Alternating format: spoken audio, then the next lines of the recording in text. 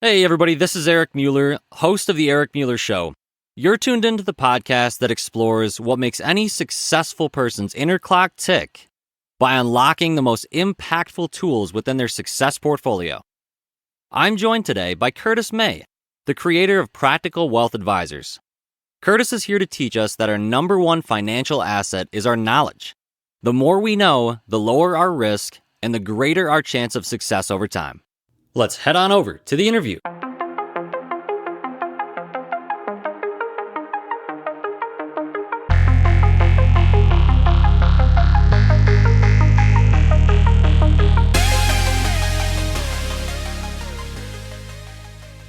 Curtis, welcome to the show. Thank you, Eric, for having me. Excited to be here. Thanks for being here, man. And before we dive into your entrepreneurial story and your expertise on financial planning and investing and wealth creation, we first want to know what makes up your success portfolio. Now, if you're new to the show, here's a quick definition of that, and this ties in perfectly with a finance expert like Curtis. But think of it like this: an investment portfolio lays the foundation for financial goals. Well, here on the Eric Mueller Show, I want to discover how successful people like Curtis invest in themselves and build the foundation for that success. So Curtis, start us off. What are some skills or traits, habits or mindsets that make up your success portfolio? Well, I'll tell you, because it's been significant. What I've discovered is that my number one asset is Curtis, right? And so when you invest so it's three things: your mindset, skill set, your network. That's what you invest in, right? So investing in my mindset is I really focus on what I watch. So a Jim Rohn today in the morning, I tell people go to YouTube and just search Jim Rohn. You get just to get yourself your philosophy right. He says most people don't have a money problem; they have a philosophy problem, how you think, right? And then what you read. So I try to read 10, 15 pages a day, right? We're talking before we recorded. I'm just finishing Ben Hardy's book, 10X is easier than 2X, right? So I'm working on that. And this week I'll work through it. I'll journal it to get my thoughts down and ask myself the right questions. And I find when I look back at my old journals, I've had some brilliant stuff. I need to implement some of this stuff. I've had like probably $51 million ideas, but you gotta space yourself so you can actually implement skill set. I'm always working on skills. So if I go to an event, like I'll look at business in three parts: before, during, and after. Like is marketing, during is the sales process of engaging with clients, and after is orchestrating follow-up, retention, continued education. I do something in our business called client continued education. So I'm very much into educational marketing. And so what I'll do is I will organize my notes and, okay, is this a before unit idea? Is this a during unit implementation idea? Or this is an after unit? And I'll do it. And then I'll take the next steps, and then I'll journal it, or I'll put it in Evernote, just so I can kind of organize the ideas to put them in implementable steps. And then I work on networking, right? Skill set, skill set. So skill set, getting better at my craft, getting around the best people. Last year I was in a mastermind every quarter, through a master mentor program in the financial services practice. I just got back from the Russell Brunson's mastermind in Paradise. I'm in the 2 Comma Club. So I easily invest this year, probably 35, 40 grand in the personal development into Curtis. If I'm the number one asset, then I need to do that. And then what you'll see is your capability, your confidence grows. See, because what people don't understand is like when you're competent, you'll be confident, right? And when you're confident, you'll make money, right? And so you have to invest in that. And then you can't just be a perpetual student. You've got to do, if you want the power, you have to do the thing. And so what I'm really good at is trying stuff. I don't worry about my dad's. Look, you got to learn. You want to learn to do something, you got to try stuff. You got to mess up. You don't learn from perfection. And so I just try to learn really fast and then go show it to somebody, because if Jim Rohn says, if you want to get good at something, sorry for the long answer, you got to practice, study, and teach, right? So I work on those three: mindset, skill set, network. Network, the last one is who do you know? So you got to get in the right rooms. Sometimes you got to pay to be in the right room. You can't just go to all times free stuff. And then, but more importantly, who knows you? So who knows that you know this stuff, where it's just now you get into marketing, and I don't really like branding, but you want to kind of let people know that you can serve them. And so you got to work on your, so I work on that. I work on the wealth mindset, of just, because I was just telling this young guy, I was at the hotel, I said, listen, what is this thing all about? Well, I teach people how money works. And it says, but people say they want to make more money, but money follows value. So if you want to grow your income, you have to create more value in the marketplace, right? So people want to have it out of order. And so I ask myself questions like, if I want to grow our revenue, how can I serve more people? How can I solve bigger problems? Because money's a result of creating value in the marketplace. And that's because people have they feel guilty for making money. And you got to really work through getting out all that crap out of your head so that you can really do what you have to do. So Eric, that was my long intro. I'm sorry, but that's how I think.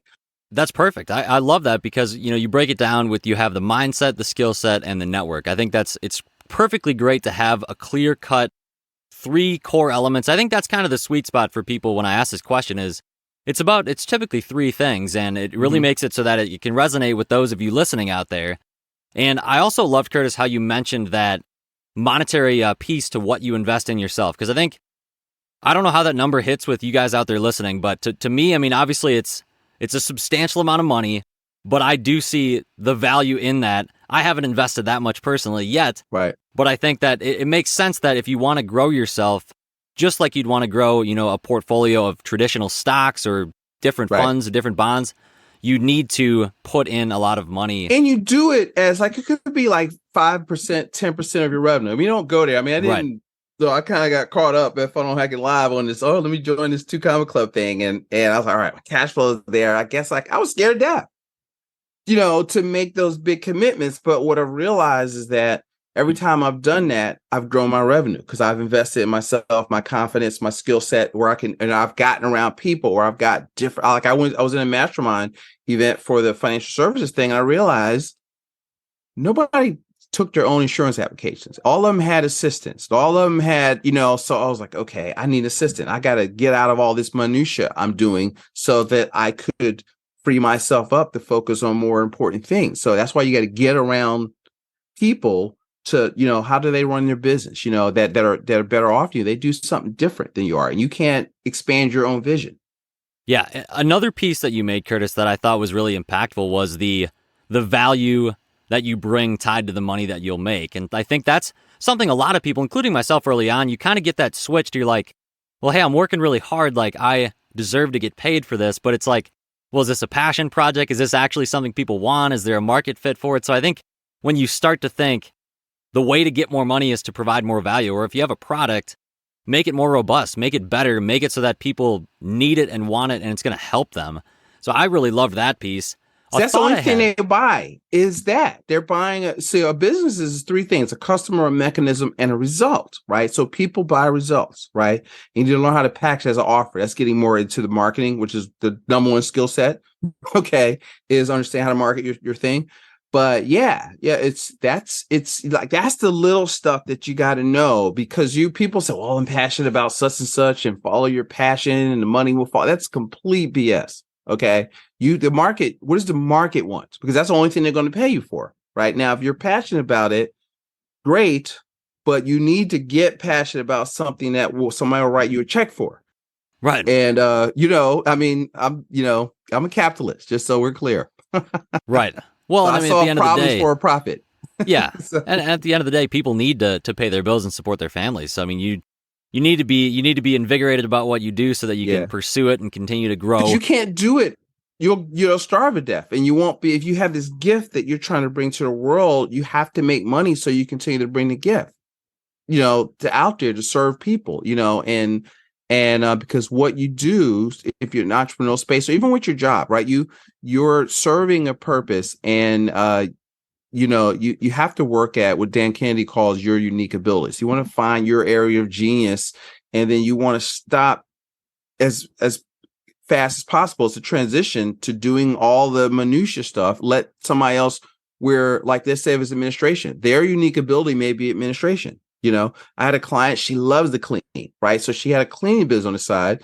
because she just enjoyed it, or it calmed her. So she started to work for like Service Pro. She didn't want to do a business, but it was good extra money for her because she really enjoyed organizing, cleaning stuff. That was her zone of genius. So do that. Right. Yeah, that's a great example of that.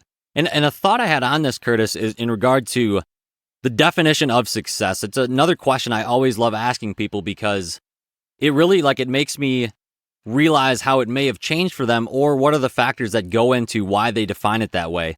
So for you, you mentioned investing in yourself is really that big piece of, how do you get better? How do you grow the revenue of your business? You invest more in Curtis. But how do you define success? There's monetary metrics we could tie to it. So you can obviously look at it in that way with your business. If you make more money, that could be looked at as more successful.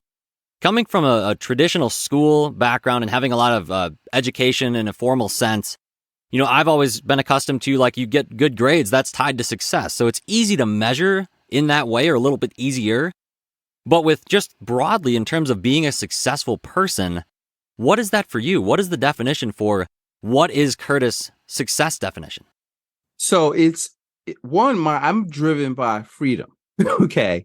And so I want to do what I want when I want. I want my family to have the best. So it's like being present for my family, where I'm which is the challenge, especially when you're starting a business. It's hard. Even when you go on vacation, you're still thinking about it, right? Mm-hmm. So it's you got to work. That's where your marketing and building a business that works without you works. But it's really, for me, it's freedom too. Like, it's two types of freedom. I brought this from Dan Sullivan, strategic coach. It's freedom from. So I freed myself from having to subject myself to working for other people a long time ago, right? But then there's freedom too. Freedom to do what? Whatever you want to do, and I have it justified. So, if I want to take the summer off and still grow my revenue, that's what I want. I want to be able to, send our kids to Europe this summer, where I want them to have those type experiences as young women. And so that's success to me, be able to have, my family enjoy the fruits of our labor, to be able to do what I want and not, do what I want when I want. We call it in our business, in our system, we call it being a cash flow nair, passive income twice your expenses. And we call it getting to a position of FU. Right. Let's say you got a lot of real estate going on and you're used to working remotely, and they'll tell you got to come back into the office. FU. I don't have to, because I have all this other stuff going on. I realized that, security is the ability to produce, and I can produce. So you want to get to that position. And so I'm not quite there, but I'm getting there. I'm pretty close. And I can say FU to a lot of people. Right? And so that's what success is: autonomy, to do what I want to do when I want to do it without asking for permission. Yeah, I think that resonates a lot with me, because that's kind of the motivation for me as well, as freedom, not to make a bunch of money to have a really fat bank account, or you have an X net worth, but to be able to just do what you want to do, or be able to pursue, that's when you can get to the point where if you can cover your expenses, or like you mentioned, two times your expenses with passive income, then you can actually make a jump into something else. And maybe you can do something you truly love to do, and you're like, I don't care if anybody pays for me for this at all. Like, I want to do this, and this is what's going to fulfill me. This is what I want. That's right. And see, exactly. So typical financial planning won't take you there, because net worth. I was listening to some podcasts this morning. I was talking about net worth. Net worth is a meaningless metric. Assets minus your liabilities equals your net worth, because you can't eat equity, right? Right. You can go on vacation and stay on vacation with cash flow, right? And so the emphasis needs to be on, okay, I've got to, just from the rich dad stuff, right? What's an asset? Something that pays you to own it, something that puts money in your pocket every month without your labor, or much of your labor. And so I find that most people aren't focused on that. And so they're working for this big bank account, this big number. That's a status thing, right? But that doesn't ultimately mean anything, because you're saving dollars, that the value of each dollar is going down every day. So I had a woman, she had like $20,000 in cash in a safe. I was like, well, will that $20,000, how much will that $20,000 buy next year if you leave it in there? Right. Will it buy the same amount of stuff? No, because every day the value is going down. So, they don't really teach things like we talk about velocity of money, and, we get into the principles, but You need to understand you can't be free without financial freedom. Right. And I'm glad you mentioned the velocity of money. That's definitely something I wanted to ask you about and bring out in this conversation. But let's switch gears here and go more into the in-depth focus on that financial planning piece. And I think the first place to really start with it might be to how do we tell our money where to go instead of asking where it went? I think that was kind of the paradigm shift I had initially when I started budgeting and really kind of getting a handle on it. When I got out of school, had a full-time job. So, Curtis, start us off. I mean, how do we do that? How do we manage that part where we know we want to figure out how to tell it where to go versus ask where it went? So, and that's step one, is because you got to see money comes into your life, right? There's income. So people call it your budget, right? Your income, money coming in, and your outgo expenses, right? But I don't like budgeting. So we're like the anti-budget people, right? Because budgeting, or if you're in business, your P&L, profit and loss, that's looking at history, right? That's what happened last month, and you're micromanaging. And so you can't forecast. You need to tell your money where to go. So when you get paid, you need to assign the dollars a job so that you can tell them where to go before they get here, rather than scrambling and looking back. Oh, I spent 10% on lunch and all this nonsense. That doesn't work. That's like driving a car looking through the rearview mirror, which we should be looking through the windshield. So we have a process called cashflow mapping. Because we have our own, proprietary thing. But I'll tell you, if you want to book on this is more so for business owners. We've done it. We've brought it to the personal finance side also, although we mostly work with business owners and investors. It's called Profit First by Mike McAllowitz. If you want to kind of get the idea on this. So the idea is that, okay, you got money coming in, and I'll tell you what I do. This is the way I do it. So what happens is think the envelope system. But instead of putting money in cash and envelopes, you use multiple checking accounts. So when I have money coming, I have an income account. Let's say on the business side, I have an income account. I have a wealth capture account, a wealth coordination account, we call in our system. So I take 10% of my gross revenue and I move it there. Okay. Then I said, you got to run under Caesar what is Caesar's, right? So I put 15% in a tax account labeled to pay the taxes because I'm in business. Okay. I pay Curtis. So I put, because people will be in business and they won't pay themselves. Oh, I'm bootstrapping. No, you have to pay yourself, okay, for the work, right? Because the wealth capture is me paying Curtis for owning the business, taking the risk of owning the business, and I use that money to do other stuff, okay? And then you have operations. So I try to run everybody's different, but I try to run the business on 35% of the operations and paying our assistants and that kind of stuff. And so you've got to do that. And on the personal side, then you have 3 accounts, right? So you say, okay, look, I got an income account. So when you get paid, the money goes from your jobs into this account. Okay. You can merge it. Some people all still have separate stuff. So that's all right. And, but you should have a fixed account for all your, what I call static money, like that, the same every month in amount and timing. So what we do is we help people add that up. Here is we'll do analysis for people. So, okay, look, here is your fixed bills. Here's how much we want you to save. We want you to be a world-class saver. So we're going to say, okay, look, you make, I should use round numbers for my math, 10,000 a month.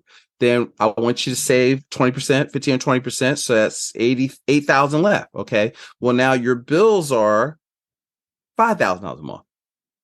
Okay. So, or $4,000, that might be better. And then what happens is, so now you subtract, you've already paid yourself first. See, if you can pay yourself first, 20% of your income, I don't care what you do the rest of it. Right? Because it doesn't matter. You've done what you're supposed to do. And then that 20% is to build your emergency / opportunity fund. So you can do what? Buy or build more assets and generate more cash flow. So because you have to capitalize, you have to save money is the beginning of velocity. It's saving. Okay. I know people say cash is trash and savings for losers, but I'm talking about the verb of saving, not just, you can't save your way to prosperity. And then you got your fixed bills. And then we have another account for your variable bills, let's say. So bills, so gas and eating out and whatever. And so if people are conscientious, I'll use a credit card to get the points, but you got to pay it off the end every month. If you're not, then you're going to use a debit card And because you don't have a debit card associated with the fixed bills, right? You have money. So what the leftover is like, all right, well, you got $3,000 left over for variable money. So as long as you're under that, you're good. You're saving, you're enjoying your lifestyle. And then if you've got overage, you can either save more, you can do some nice stuff, you can attack some debt. But what I find is that we call it in our process taking the mystery out of money. You got to kind of get a hold of what's coming in and what's going out. And that's step one. Like, just get clarity, because a lot of people are just unclear. They have like one account and they got drafts, they got this, they got it all coming out of one account, and they have no clarity. Or worse yet, some people are commingling their business and personal stuff. And we try to help them separate church and state. And then, all right, now because most wealth is lost right there. How do they manage cash flow? Because they just aren't paying attention to stuff. And then we teach people there's three types of money. There's lifestyle money, which is what I'm talking about. There's wealth transfers, which is money you're losing unknowingly, unnecessarily. And there's your accumulated money. See, most typical advice is focused on the accumulated money. How much you got? Oh, we can do better. Why don't you move that money over to us? Or cutting back on lifestyle. See, I'm not the party pooper. I'm not interested in telling you can't go to Starbucks and, all this nonsense. You can't scrimp your way to financial freedom, right? So you need to, get control of your money and then focus on increasing the value you create in the marketplace, rather than trying to see how much you can cut back. And then, if you can, and then find money that you're giving away, which is 5 transfers we'll go into a little bit later. But that's a long answer. I'm sorry. And we have a whole process for that, cash flow mapping that, and I'll give you a link to where you can find out more how to do that. Right. Yeah. And we'll have a show notes page with tagging all the links and appropriate resources for you listening out there. And yeah, a thought I had there, Curtis, was, it's kind of a hypothetical question, but I kind of like it. And I wanted to make sure that I asked you it to see your response. If you could only pick one, which one is better in your opinion, saving or investing? And I know they're related. I know they're similar. If you, in the way you kind of describe saving, it's kind of also a roundabout way to invest. But let's say you had an option of, you got $1,000, you put it in a bank account, or you put it in some type, you put it in the S&P. What would you say is better for? Well, it's not so much better. It's an order, right? So if you got $1,000 and all you have is $1,000, that's a no-brainer. Save. Okay. Right? Because there's a difference. See, saving and investing is different. See, everybody should be saving. Not everybody should be investing. Okay? See, because if you don't have 90 days of your income, don't talk to Curtis about investing in nothing. Right? What are you going to do with $500 a month or $200 a month in Robinhood? See, that's not going to get, that's with so we talked about velocity and accumulation. The velocity starts with saving. Okay. So you've been told by the financial institutions that because most people aren't investing. Okay. They're gambling with the majority of their money. They're gambling in their 401k, and they're putting money up. This is where I'm gonna step on some toes, Eric. They've Right. been taught. See, because think about this. Let me flow into it. So here are the 4 rules. We talk about separating the two out. See, so what does the financial institutions want you to do? Right. So their goal is assets under management. Right. So they preach about, I've got $10 billion of assets. Advisors make money off of fees, off the money you have saved, your accumulated money. Right. So, but that's not designed to take you to financial freedom. It's designed for you to gather assets so they can charge you fees for 30 years. Okay. Or you're in qualified plans so you can defer your taxes so Uncle Sam can get more out of you when you retire. So it's really it's designed to benefit everybody but you. You put up 100% of money, take 100% of the risk to make 30% of the profits, if there's any profits at all. I'm paraphrasing Jack Bogle on the mutual fund industry.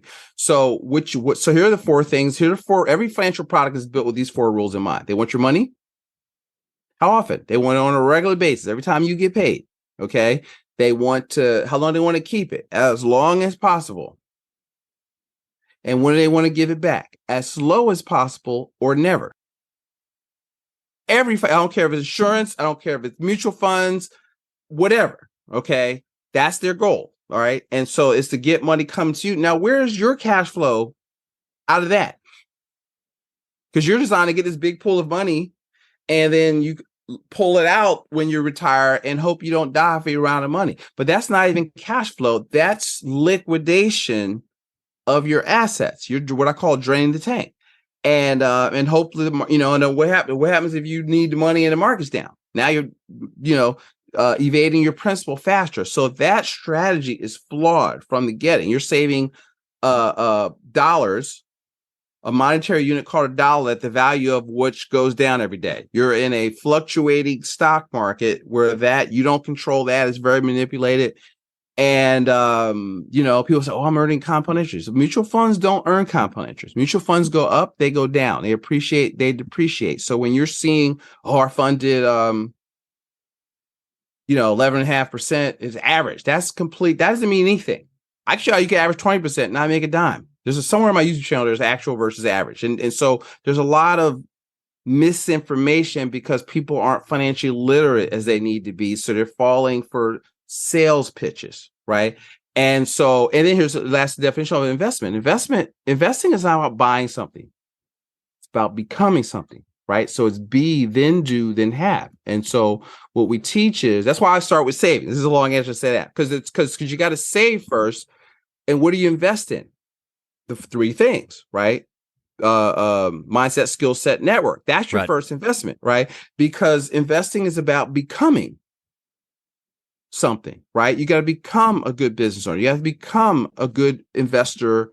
And in investing, there's asset classes: business, real estate, paper, and commodities. So if you start really studying the Buffetts and people with money, they don't make their money in mutual funds. They don't give it. They want control of their asset. Their assets generate cash flow and growth, but they focus on cash flow.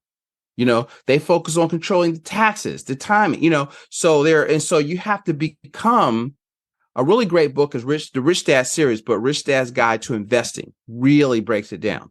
And one of the things I tell people is the financial plan, what do you want and why, comes before the investment plan or the business plan, right? And so most people haven't even determined that. They just want to put something in something and they're chasing returns. So 3 rules of investing: invest in what you know, or invest in knowing, which is what I start out with, right? Invest in what you can control or that you can influence the outcome of, and don't chase returns. See, most people, when you're saying, "Well, I want to invest," they're chasing returns. They have no idea how it works. They don't know who's managing the fund. You are gambling. Okay, you're not investing. So, but see, the powers that be want you to think you're investing. I'm telling you not, because don't listen to me, just start reading books, right? Start studying people with money and look on the Forbes 400. Who's on there? They build businesses, they buy real estate. So success leaves clues. So I'm not here to tell people, I'm not a wealth manager. I don't tell people what to invest in, because it's not my job to tell you what to become. You got to figure out what you want. Now I'm the defensive court. I'm gonna make sure you don't lose money. Okay. And you keep more of what you make, and you're more efficient, but you've got to figure out. See, people will stop looking for somebody to give your money to and find somebody that will teach you money. That's the first thing. But see, we have our immediate gratification society works against you. And so the marketing people, in the investment field know that, and they want to make it easy. Just take out 10% and put it in this thing, and we'll make sure that you have this number at retirement. But nobody can control that. Nobody, at last time I checked, has a working crystal ball. So I believe, one of my beliefs is that financial planning is broken. And because if it was a science, nobody would lose any money. And it's not a science. Right. Yeah, no, there's a lot of truth to that, Curtis. And I appreciate I appreciate the long responses, because it really it provides a lot of depth into what your answers are. And I think that's probably, at least it's helpful for me right now. Hopefully everyone listening also feels that way, because you're providing us a lot of value. Because I want to go deeper, right? I want you to see. I don't want you to take a soundbite and do what Curtis says. It's your money, right? I want you to think. I don't want to tell you what to think. I'm just trying to give you this. I try to throw out a book out there so you can go and do your homework. It's your money. Curtis is the guide, okay?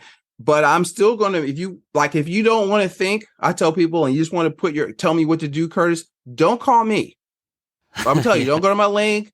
I'm not that guy. It's your money. I'm going to take you through. We have a process that you're going to read some books. You're going to do some work, or Curtis ain't going to let you work with him or his team. So I'm telling you right now, don't call me. It's good to be transparent though. I mean, it's good to know what you are and what you're not too. It's good to know who you are for and who you're not for. I think that's an important thing for any aspiring entrepreneur to know. And in terms of like niching down, you don't have Right. to appeal to everyone. But Do the you thought I want had work on optional income? That's right, that's the magic question. You want to be in control of your life and work optional income? Then I think we help. You want to be the bank, so you control the money that flows through your life. Then Curtis can help you. that's absolutely right. And Curtis, a thought I had was, kind of going back to investing in our knowledge, that first piece of the financial puzzle is building up yourself.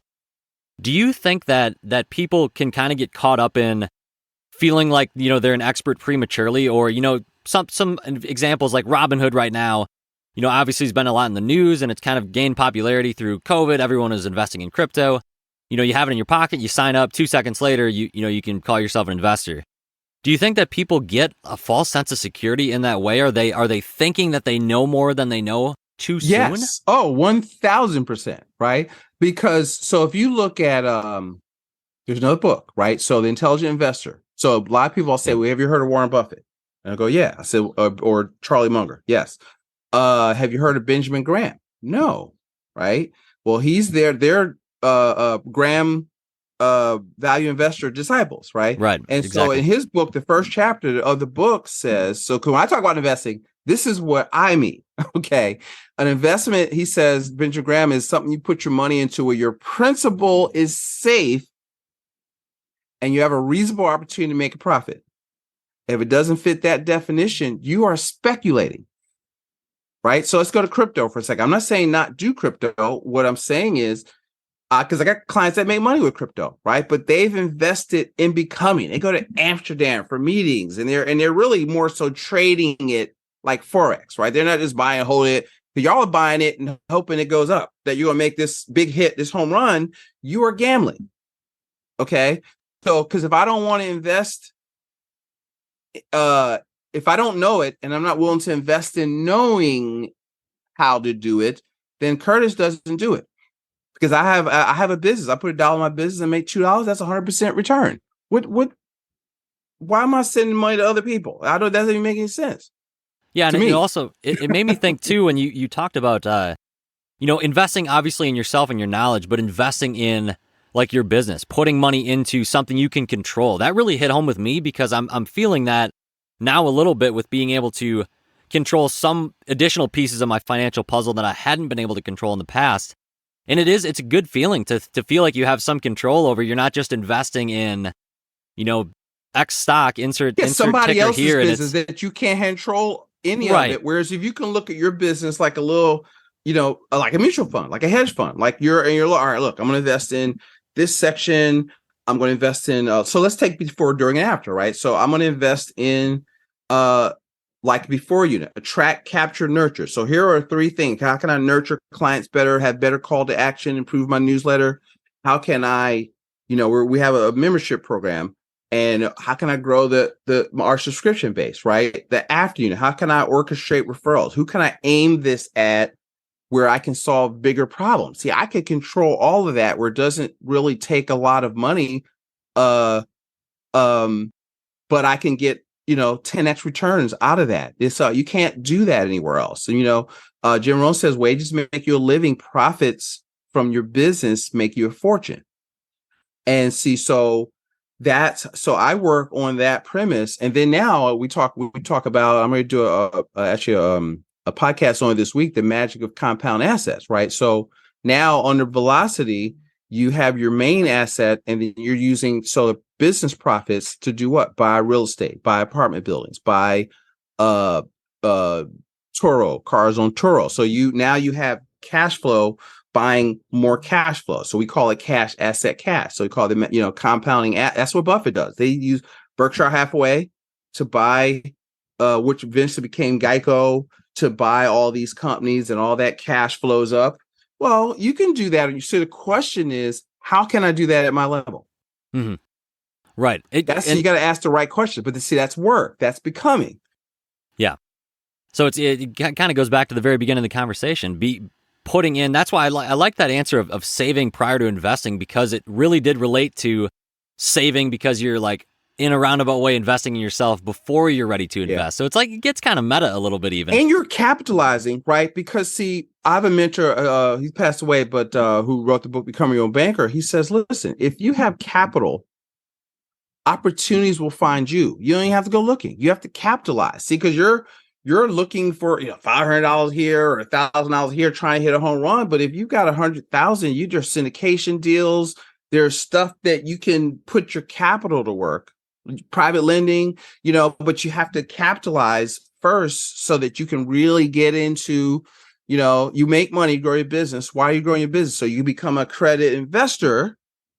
Mm-hmm. So that you can really have access. So when you play cash flow, right, it's get out the rat race, step one, and then get into the fast track, which is you've got time, freedom, and knowledge to go to the next level, to buy bigger things. And now you're making more money with less risk, because investing is not risky. Being uneducated is risky. As your knowledge goes up, your risk goes down. Yeah, and that core principle of Rich Dad, Poor Dad, really has kind of laid the framework for the way I think about money is just to paying yourself first. And I try to keep that in the front of my mind. So it's helpful to hear. I mean, it's helpful to hear you tie these pieces together, because I think, I'm not an expert in finance. I'm not formally educated in finance. I'm almost done with an MBA, which is, not going to school and studying mm-hmm. accounting.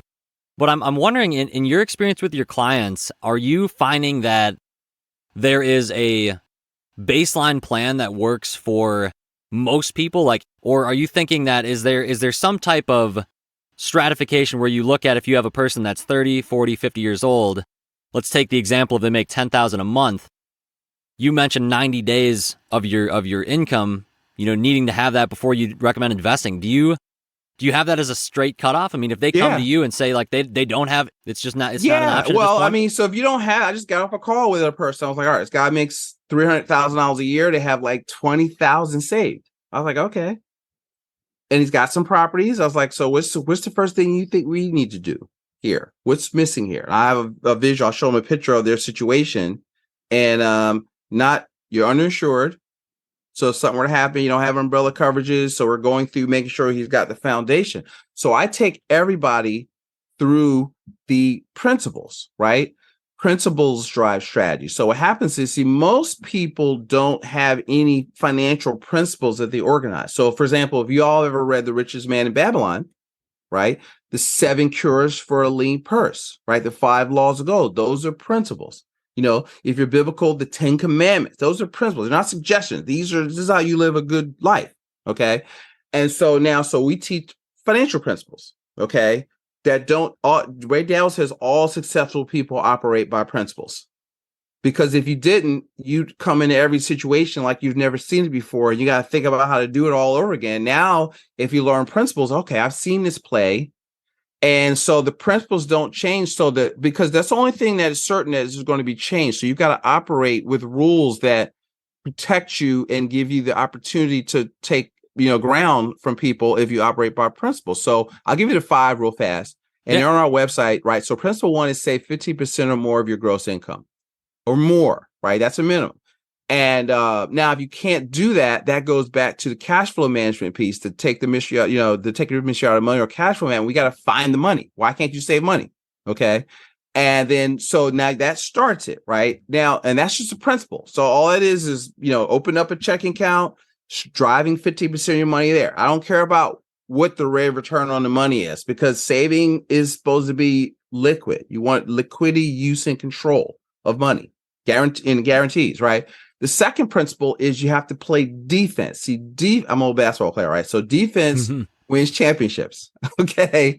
And Golden State scores all these points, but guess what? When they win, they have a really good defense. They shut you down too, so they can score and stop you from scoring. My coach used to say, listen, if you score 20, your man scores 20, that's 0. So you have to, and I would always have the person, the guard, the top guard, the highest scorer, I would always take them. So like if he was averaging 25 points a game, then I was averaging 25 points a game. If we both get 25, that's his coach is like, Kurt, you got 0. So I got to keep him like 15. Yeah, right. Right. So you have to have maximum protection. So, and over all that stuff. I'm talking about all your insurances, your estate planning, your wills, your entities, all of that stuff. So we go over all of that, right? Because people don't know the concept of maximum protection. One, they don't know the options of what that means. They don't know. They think it costs too much, which it doesn't, and they think it's never going to happen to them. So you have to get over that, right? The third principle is full replacement of assets at death. So we call it leaving a legacy of wealth and wisdom. It says in the Bible, a wise man leaves inheritance for his children's children's children, right? So you've got to, why are you here? That's another success principle, right? That you're leaving clues. Your success leaves clues, and you want to leave your family better off than when you got here. And the fourth principle, I can go deeper in this, and we've kind of talked around it. Is principle 4 is build and maintain 6 months to 1 year of income storage.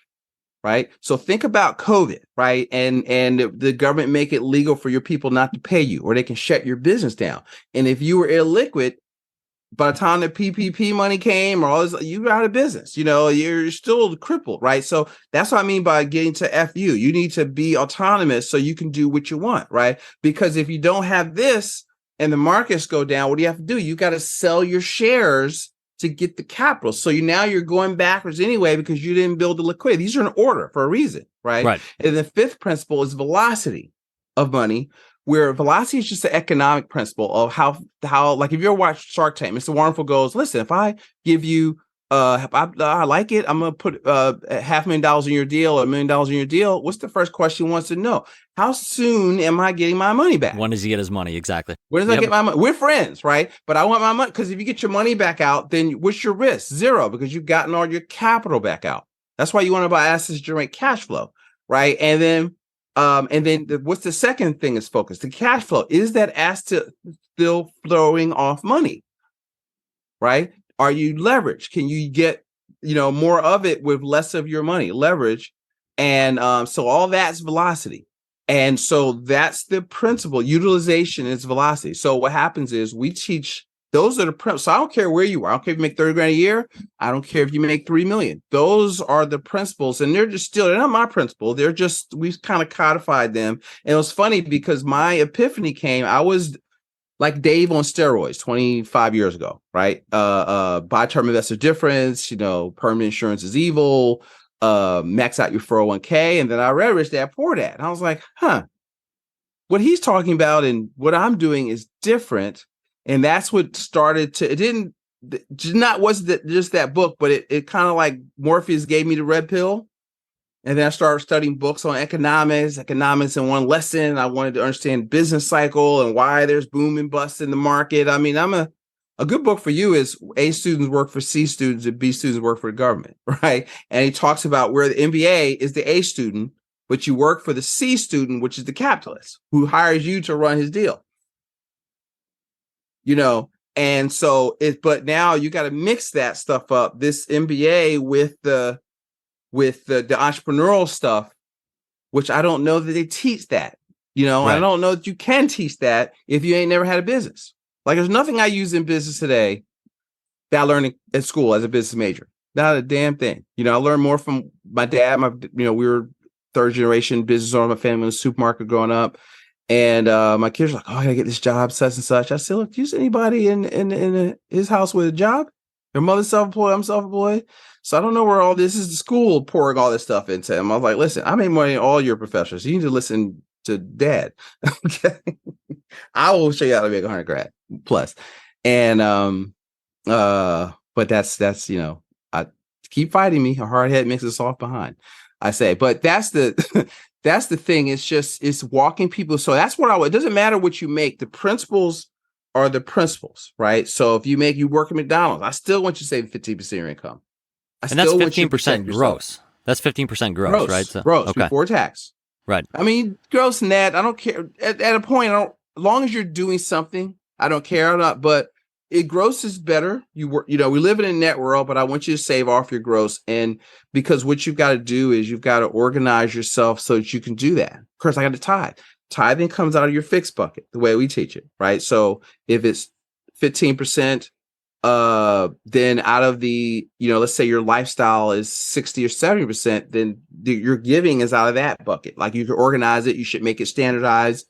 And then, but because you got to have capital to grow the gross, you can give more, you can save more, you can invest more. And so the game is won and lost right there at cash flow management. Then we flow into the principles, and then we go into the strategies, then the tactics.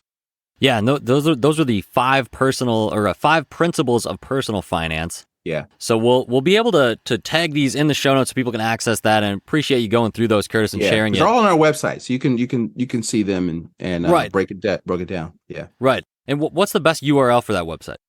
It's practicalwealthsolutions.net, www.practicalwealthsolutions.net.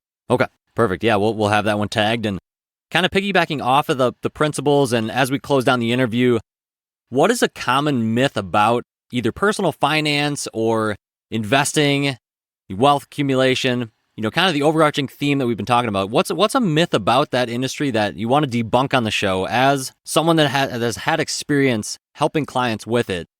What's something is just not true, and you want people to know that?